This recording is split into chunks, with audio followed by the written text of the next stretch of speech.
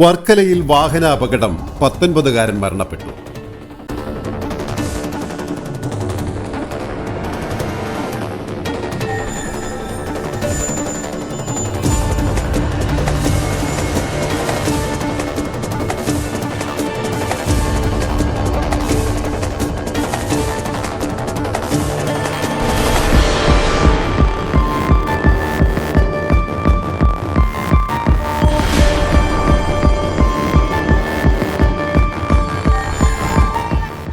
വർക്കല താഴെവെട്ടൂർ ഐഷ മൻസിലിൽ ബാദുഷയുടെ മകൻ മുഹമ്മദ് സഹീർ ഖാനാണ് മരണപ്പെട്ടത്. വർക്കല അണ്ടർപാസയിന് സമീപം ഇന്ന് രാവിലെ 4 മണിയോടുകൂടിയാണ് അപകടമുണ്ടായത്. വർക്കല മരക്കടമുക്ക് പെട്രോൾ പമ്പിൽ ജോലി ചെയ്യുന്ന യുവാവ് നൈറ്റ് ഡ്യൂട്ടി കഴിഞ്ഞ് സുഹൃത്ത് ഷാനുവിനോടൊപ്പം തിരികെ വീട്ടിലേക്ക് പോകുമ്പോഴായിരുന്നു അപകടം.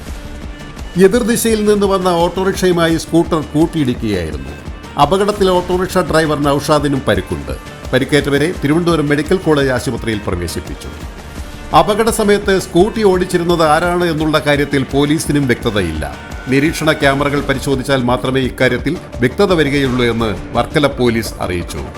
മരണപ്പെട്ട സക്കീർ ഖാന്റെ മൃതദേഹം വർക്കല താലൂക്ക് ആശുപത്രി മോർച്ചറിയിൽ. Weekend news, Varkala.